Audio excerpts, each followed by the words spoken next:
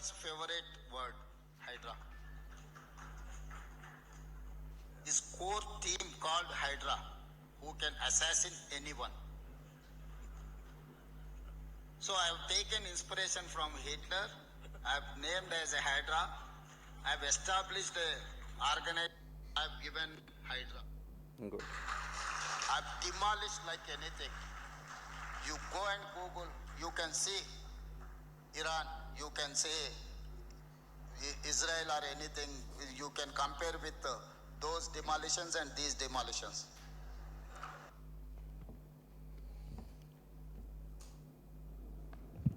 రేవంత్ రెడ్డి గారు మాట్లాడుతూ నాజీ నాయకుడు అడాల్ఫ్ హిట్లర్ నాకు స్ఫూర్తి, వారి దగ్గరున్న హంతక బృందం అసాసిన్ టీం స్ఫూర్తితో హైడ్రాను ఏర్పాటు చేసినను. గూగుల్ చేయండి నేను ఏమేమి గూగుల్ చేసినానో.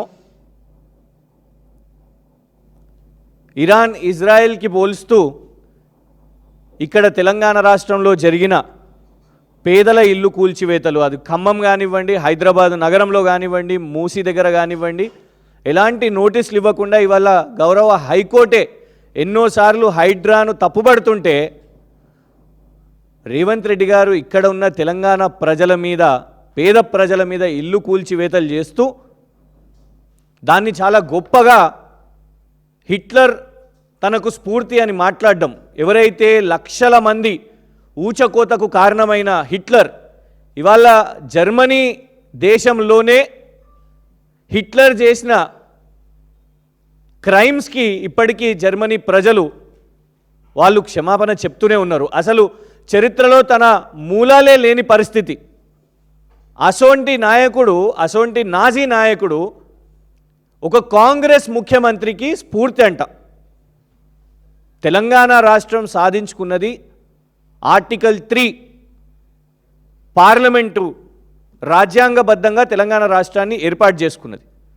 చాలా గర్వంగా యూనివర్సిటీల పేర్లు ఆచార్య కొండా లక్ష్మణ్ బాపూజీ గారి పేరు, కాళోజీ నారాయణ గారి పేరు, ప్రొఫెసర్ జయశంకర్ గారి పేర్లు, విగ్రహాలతోని ఇవాళ బాబాసాహెబ్ అంబేద్కర్ గారి 125 అడుగుల విగ్రహాలు, సచివాలయానికి బాబాసాహెబ్ అంబేద్కర్ గారి పేరు ఇవాళ పెట్టుకున్న దేనికి?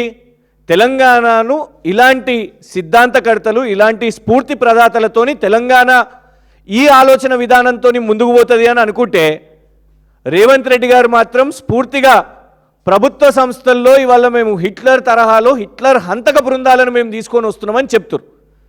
ఇవాళ దాన్ని ప్రశ్నించినందుకు, దాన్ని ట్వీట్ చేసినందుకు ఇగోండి ఆదివారం నాడు కూడా పోలీసులు దేనికి పనిచేస్తున్నారు అబ్బా అంటే కేసులు వేయడానికి పనిచేస్తున్నారు.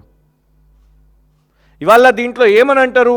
The video uses provocative language అంట. ఆ వీడియోలో మాట్లాడిన లాంగ్వేజ్ ఎవరిది?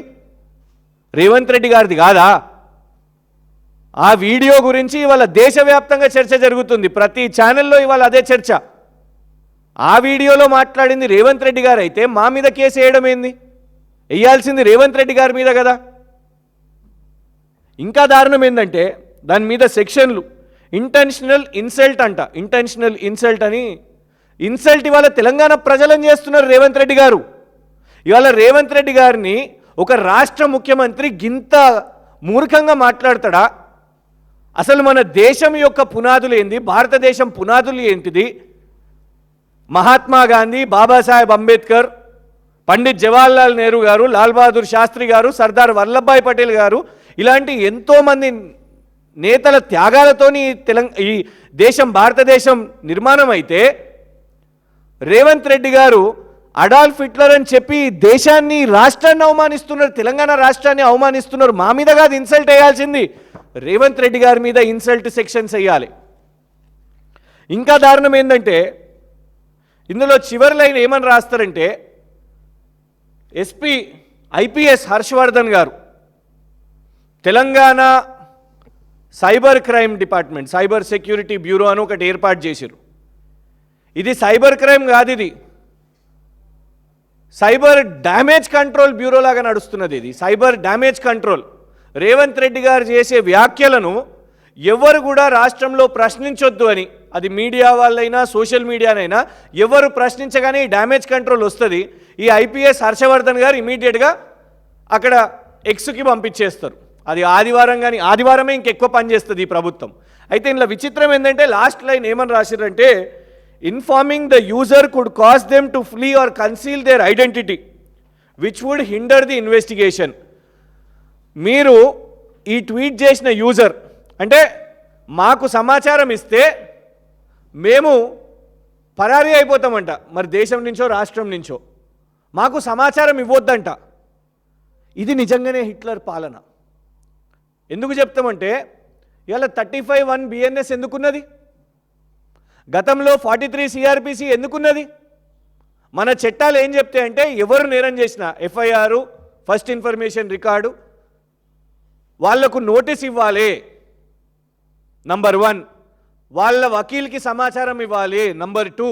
వాళ్ళ కుటుంబ సభ్యులకు సమాచారం ఇవ్వాలి, నంబర్ 3. ఇది మన దేశం యొక్క న్యాయ వ్యవస్థ చెప్తుంది.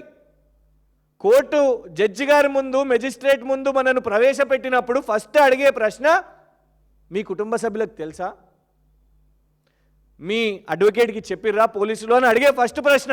కానీ హిట్లర్ గారి ప్రభుత్వంలో తెలంగాణ రాష్ట్రంలో వాళ్లకు చెప్పకండి వాళ్ళు పరారైపోతారు అంట.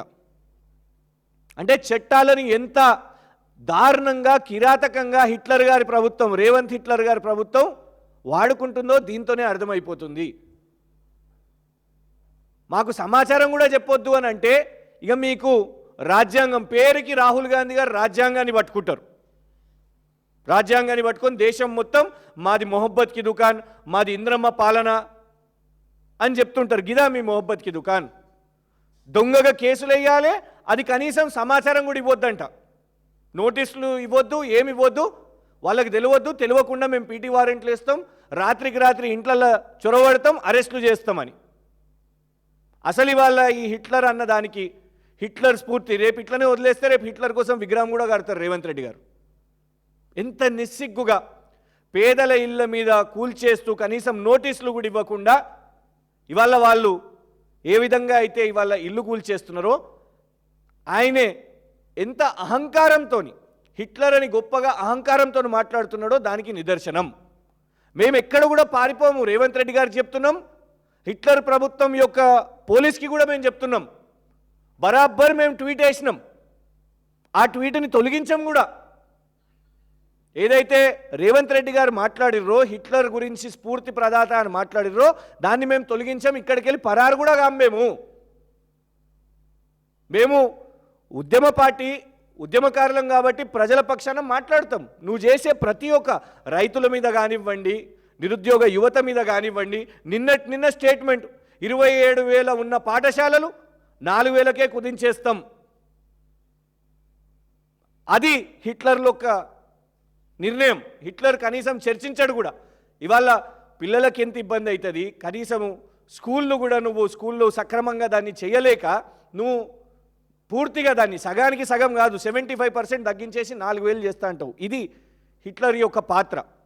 మేము ఇవి ప్రశ్నిస్తే నువ్వేమని చెప్తావు, ఇవి పరారైతము అనేసి. బరాబ్బర్ కాము. ఎందుకు చెప్తా, ఉదాహరణ A to Z hoarding scams అని మేము వేసినాం, రేవంత్ రెడ్డి గారు స్కామ్స్ అని మేము హోర్డింగ్ వేసినాం.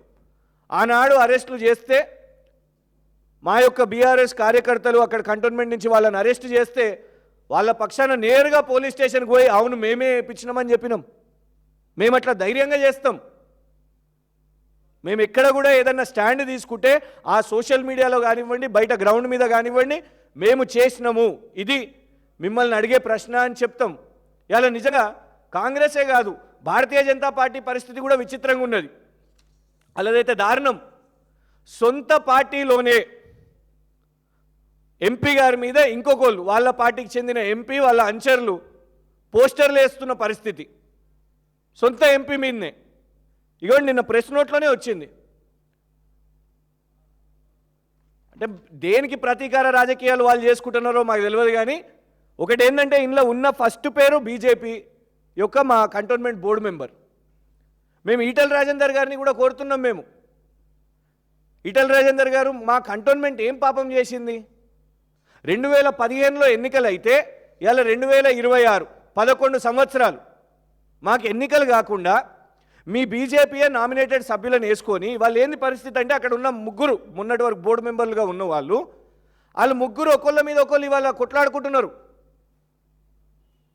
సాదా కేశవరెడ్డి గారు, భానుక మల్లికార్జున్ గారు మరియు ఈ రామకృష్ణ గారు ముగ్గురు పోలీస్ స్టేషన్లకు పోయి ఒకళ్ళ మీద ఒకళ్ళు ఫిర్యాదులు. అది అక్కడ పార్టీ యొక్క పరిస్థితి. బీజేపీ పోస్టర్ల వారు నడుస్తున్నది, ఎఫ్ఐఆర్లు వేసుకుంటున్నారు, పోలీస్ ఫిర్యాదులు చేసుకుంటున్నారు. ప్రజలు ఏం పాపం చేశారు? కంటోన్మెంట్ ప్రజలు.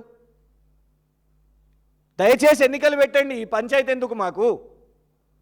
ఇవాళ ఒకటే మేము చెప్పేది ఏంటంటే ఇట్లాంటి వాటి మీద కాకుండా మేము ప్రశ్నించగానే కొన్ని క్షణాల్లోనే కేసులు వేస్తున్నారు కదా, దీంతో మేమేదో ఆగిపోతామని కాదు, హిట్లర్ ప్రభుత్వాన్ని, హిట్లర్ రేవంత్ గారి ప్రభుత్వాన్ని డెఫినెట్గా ప్రశ్నిస్తాం. ఇలా హైడ్రా విషయం మీద అయినా, లేకపోతే మూసీ విషయం మీద అయినా, లేకపోతే ఏ అంశమైనా కూడా మీరు ఎన్ని కేసులు వేసినా కూడా ప్రశ్నిస్తూనే ఉంటాం. కానీ ఒక్కటి పోలీసులు కూడా గమనించాలి, మీ పేరుతోని మీరు ఇక్కడ లెటర్ రాస్తున్నారు, ఉత్సాహంగా మీరు ఈ పేరుతో లెటర్ రాస్తున్నారు.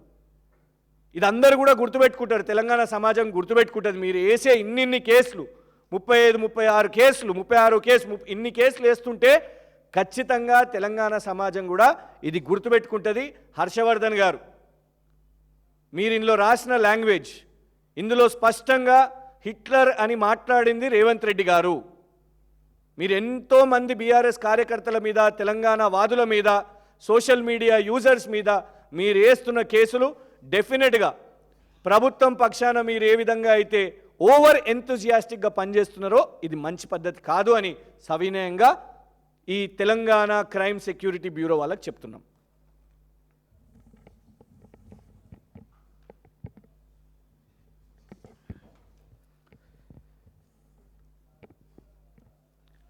మీడియా మిత్రులందరికీ నమస్కారం. రేవంత్ ప్రభుత్వం వచ్చి 2.5 సంవత్సరాలైంది.